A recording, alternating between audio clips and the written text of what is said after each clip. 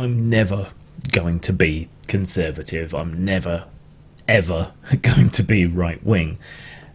And yet, weirdly, a lot of conservative and right-wing followers and friends and acquaintances all seem to think I'm in some kind of inevitable slide to the right or something.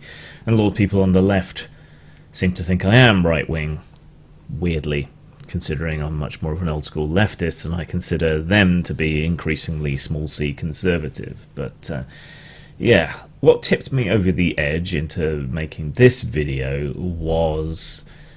well, there's a post going around on Twitter and Facebook and elsewhere expressing outrage about youth pole dancing classes, and this just kind of illustrates exactly why I can never, ever be a conservative, because who fucking cares? It's not a mark of the downfall of society or whatever else. I mean, a striptease is just a dance where you take your clothes off.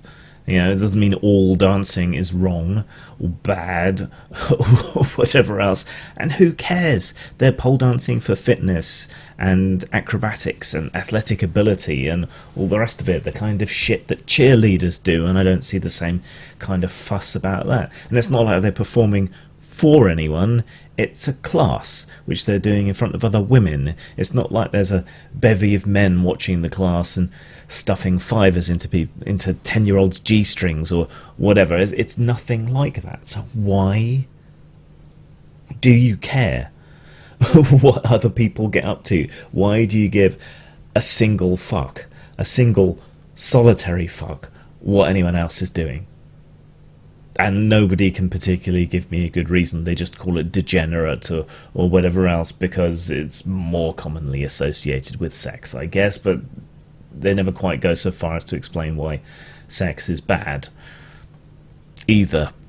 It's just the association, and that's wrong. I guess they see it as the sexualization of children, which should put them in an alliance with the left, but I almost exclusively see this from the right.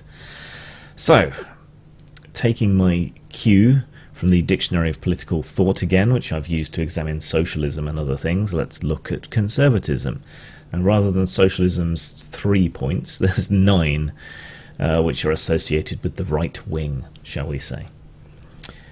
So the right wing tends to be represented by conservative and often authoritarian doctrines that concern the nature of civil society, with an emphasis on custom, tradition, nationality, and allegiance as social bonds. Now, I can't really go along with any of those. I'm anti-authoritarian. I am neither a big C nor a small c conservative, but that doesn't necessarily mean that all change is positive, so keep that in mind. Customs, traditions, these are calcified old ways of doing things. Those can be good, but simply because something is old or something is traditional doesn't mean it's the best way to go about things, right? Even if there is some quality or benefit to it, right? You can dull your pain by drinking willow bark tea, but that doesn't mean that aspirin or paracetamol or codeine or ibuprofen, whatever else, isn't better than drinking willow bark tea, which frankly is a bit of a faff at the best of times to make, right? It's not better because it's natural or herbal or it's a traditional remedy. That doesn't make it better inherently at doing what you want it to be for. So customs and traditions and so on, they're worth considering, but they shouldn't be preserved simply because they are customs and traditions. Nationality. Binding to nationality makes no sense to me. It's never made any sense to me. It makes even less sense in the modern world when we're all communicating constantly and consistently across national, linguistic and other barriers. Languages is a bit more of an issue, but less so as technology carries on. Why would I feel any sort of meaningful connection just because I happen to drop out of a vagina within an arbitrary territorial area? It makes no sense. And my country, right or wrong, makes no sense. Various nations can do horrible things, are doing horrible things that one disagrees with, right? But you don't get to opt out, by and large, for the most part. But nations mean nothing. I mean, they were a step up from city-states, so they gave us a broader view. Now we're in broad economic and political blocks, Brexit notwithstanding. It seems to be an inevitable, slow-moving change towards what some people seem to think is somehow bad, but an international identity as a human being. Nationalism gets in the way of that. Nationalism sets up borders and problems and identities which are all based on something entirely arbitrary. So I can't go along with that. The idea of allegiance is also nonsensical. You know, I will serve you, my lord, makes no sense if your lord is a dick. If your government is run by dicks, I owe no man my allegiance. The right wing is also defined by theories of political obligation, framed in terms of obedience, legitimacy, and piety, rather than contract, consent, and justice. I would tend towards the contract, consent, and justice side of things, rather than owing someone obedience just because of their station or that they've been conferred legitimacy. I think you need requirements, you need the contracts, you need the consent in order to act. And using someone's weird sense of obedience or the legitimacy of an office, even when the person holding that office is a knob jockey, Donald Trump, I'm looking at you, is just absurd. So obviously I take the opposite side of that, the contract, consent and justice side. Conservatives are reluctant to divorce law and morality, seeing the two as one and the same. If something is illegal, it's immoral. If something is legal, it's moral. I cannot go along with that either. I don't think that's true either. I think things can be illegal, which are moral, and things can be legal, which are immoral. Soft drug use, for example, I don't see any moral issue with that, but it's illegal. It doesn't really harm anyone. You're doing it to yourself. Assisted suicide is another thing that's illegal, but it's a moral position to uphold. In some states, some countries, you know, the death sentence is legal, but that is breathtakingly immoral and unjust, because it's not a decision you can reverse, and it's not something you can ever really be sure enough of, in my opinion, to deprive someone of their life. So they tend to resist liberalising reforms to the law to allow things, even as we come to greater understanding and greater acceptance of things. That probably expresses itself most in the next point, which is cultural conservatism. Just because something is old doesn't mean it's good. Just because something is new doesn't mean it's good. But the context, the technological, biological, sociological context in which we all live is constantly changing, and it's evolve or die at every level. So if we don't engage in radical ideas in our culture, we're simply setting ourselves up for a fall. Because if we don't evolve our culture to match our technology, then we're screwed. So cultural conservatism is a non-starter from the get-go, because things are changing and that requires constant adaptation. Again, not every change is going to be for the good. Not every change makes things better. But staying the same certainly doesn't help.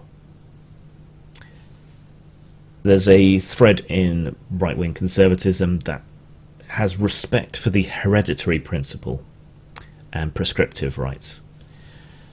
Hereditary is no reason why you should be considered any different or better than anybody else. Passing wealth onto your kids to an obscene amount, you know, they haven't earned it. So that runs in contradiction to some ideas of conservatism. When it comes to rights, it's always a jostle between freedom from and freedom to, and I think that needs to be weighed and measured in each individual case and according to that changing context I've mentioned. But the hereditary principle I'm certainly against, and my concept of the interaction of rights is not particularly compatible with either left or right, who tend to take an extremist pole either way.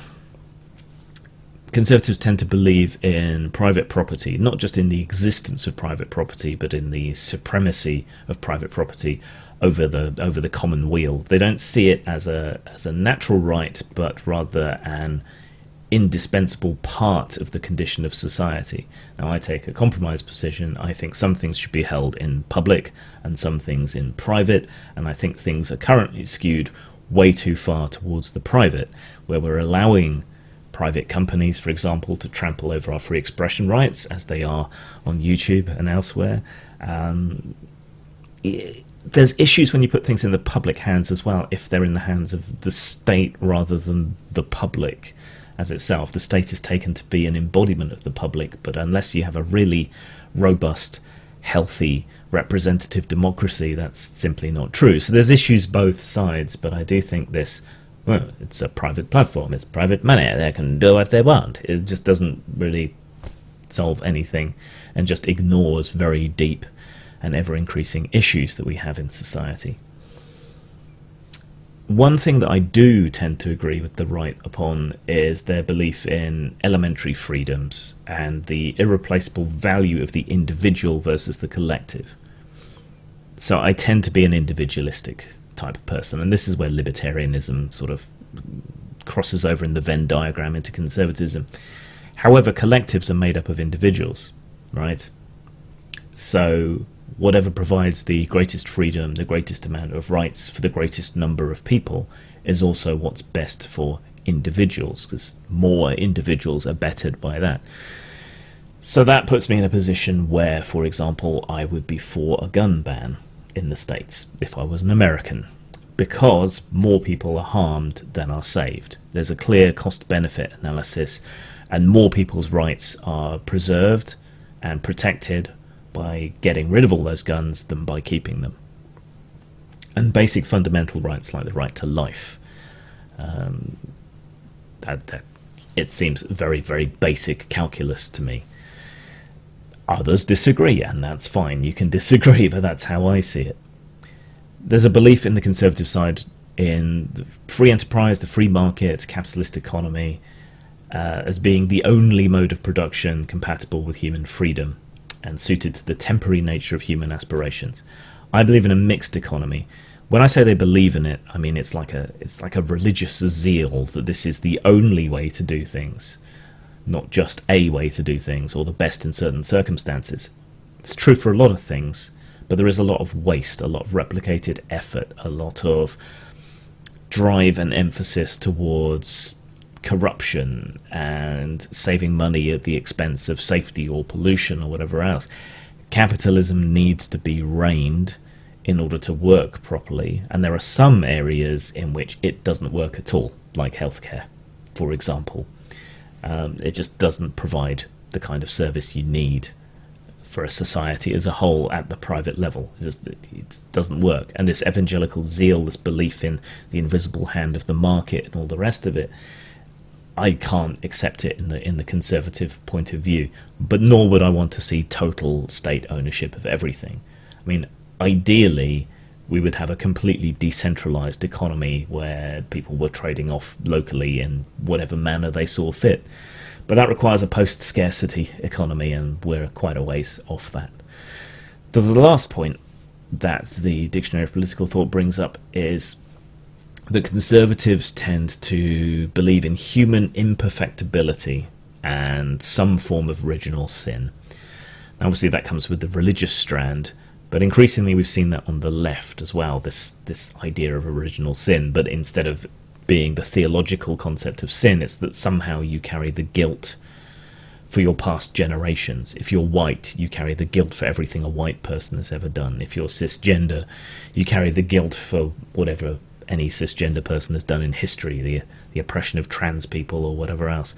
If you're straight, you carry the weight upon your shoulders of all the discrimination against LGBT people throughout the past. They've got their own version of original sin, and that rubs me the wrong way. I'm not responsible for what my ancestors did.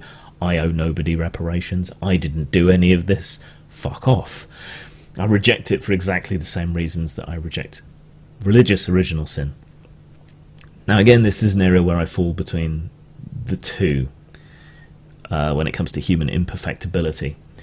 The left and large sections of anarchist thought are that if you remove the kind of corrupting, evil encouraging ways of corporations and society as it exists now, people will naturally be more cooperative, less venal, less selfish, all the rest of it. I don't think that's true. At the very least, 1 in 100 people are psychopaths who are just going to exploit whatever system or lack of system is in place to do well for themselves. So I don't believe humans are perfectible, and that's one of my major departures with left-wing philosophy. On the right, however, it's not only that they don't think humanity can be perfected, it's like they don't think it can be bettered in any way, and they use this as an excuse to not address many of the worst excesses in humanity, and it leads them to be suspicious where suspicion isn't necessarily warranted. Like, it costs more to pursue and prosecute welfare fraud than is lost through welfare fraud. But they cannot countenance the idea of letting cheats get away scot-free, even though it would objectively, factually, be the better thing to do. Right? There's this, not just the idea of imperfectibility and sin, but the idea of punishment and lowest common denominator, where we all get punished for the transgressions of the few. Now, I don't believe humanity can be perfected, but I do think we can be bettered. I think we can change our structures, even change ourselves, using transhuman techniques and technologies in the future, to make ourselves better. And that's not just better as individuals, but better collectively at getting on with each other, at empathizing with each other. And that we should encourage the good and aim for the good. Because if you shoot for utopia and miss, ideally you're still closer to that point and in a better position than you are now, right? So I can't agree with the conservative point of view either. I don't think we can be perfected, but I don't think that means we should stop trying, and I don't think it means we should just not try at all to even make anything better. I don't believe, as many conservatives seem to, that we should indulge the worst aspects of humanity. And again, this tends to cross over with corporations and capitalism and so on. They seem to say that, well, if we just unleash the psychopaths to ravish us all, we'll at least get some crumbs from the table, which doesn't seem like a good idea to me at all. And then there's all that tied in stuff like the racism, the nationalism we already covered on, but that's to do with the preservation of outmoded cultural ideas and concepts and traditions. And as we've covered, if you don't evolve, you die. So I cannot be right-wing. I will not be right-wing. I will not be conservative, ever. I have disagreements with both sides, but my disagreements are overwhelmingly with the conservative right-wing side of things. And my disagreements with the modern pseudo-left are mostly around areas where they are conservative. Anti-porn, anti-sex, just socially conservative, and demanding obedience, showing authoritarianism. These are things that are more commonly associated with the right, and yet the left, even if it's in an amorphous and decentralized fashion, are the ones doing that a lot now. But my objections to the modern left are rooted in my original and lifelong objections to conservatism. Zang.